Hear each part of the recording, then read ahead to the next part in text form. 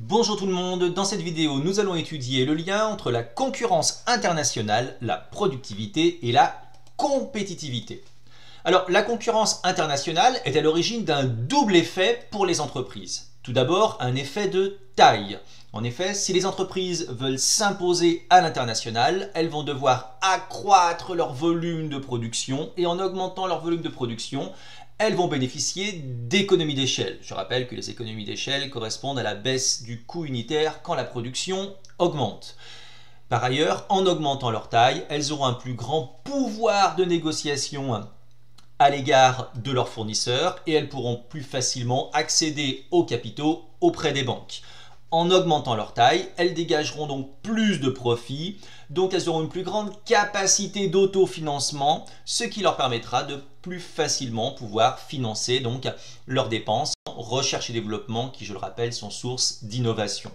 Ce faisant, la concurrence internationale va générer un deuxième effet pour les entreprises, un effet de concurrence. En effet, elles sont dans l'obligation de mettre en place des stratégies de différenciation si elles veulent s'imposer face à d'autres entreprises qui, à l'échelle internationale, sont de plus grande taille, quelquefois plus efficaces, et ce faisant, effectivement, elles vont devoir mieux maîtriser leurs coûts de production, ce qui leur permettra soit de pouvoir répercuter cela sous forme de baisse de prix, soit de pouvoir générer plus de marge qui sera à l'origine d'investissements, de dépenses en recherche et développement qui permettront d'obtenir des innovations, mais également le fait qu'il y ait une concurrence internationale farouche va les obliger à mettre en place des dépenses de marketing qui ne manqueront pas, bien évidemment, de doper leurs ventes.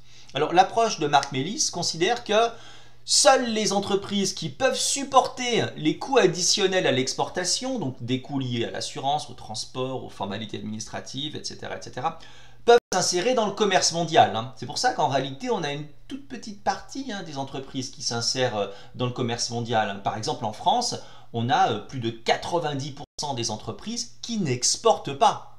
Alors, cette concurrence internationale qui est à l'origine d'un double effet, donc de taille et de concurrence, va finalement permettre d'obtenir des gains de productivité pour les heureux élus, pour les entreprises qui réussiront bien évidemment à s'insérer dans le commerce international. Et ces gains de productivité vont, à l'échelle macroéconomique, permettre justement de générer de la compétitivité. Bon, il faut bien avoir conscience du fait que, en fait, productivité et compétitivité, ce sont les deux faces d'une même pièce. Comme le soulignait Krugman, la compétitivité ne serait que le mot poétique pour exprimer la productivité d'un pays. Alors la compétitivité, donc cette aptitude à faire face à la concurrence, notamment en s'appuyant sur des gains de productivité, peut prendre deux formes. On distingue la compétitivité prix, qui va consister à proposer des produits à un prix moins cher que la concurrence, et la compétitivité hors prix, qui consiste cette fois-ci, pour faire face à la concurrence, à jouer sur la qualité, la fiabilité, le degré d'innovation, etc., etc. Sachant qu'on a deux types d'approches au niveau de la compétitivité. On a l'approche dite ex ante, qui en fait correspond à la capacité d'attraction, d'attractivité qui va être exercée par un pays.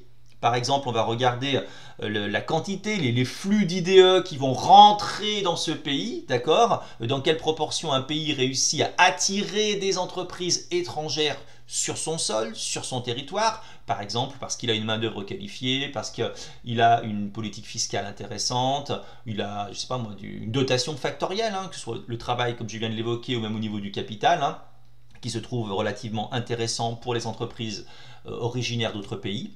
Et la compétitivité peut également s'appuyer sur une approche ex post, qui est la capacité d'un pays à s'imposer à l'échelle internationale. Et là, ce faisant, on va regarder les parts de marché des exportations d'un pays dans le commerce mondial. Autrement dit, dans quelle proportion les entreprises d'un pays donné réussissent à s'imposer à l'international.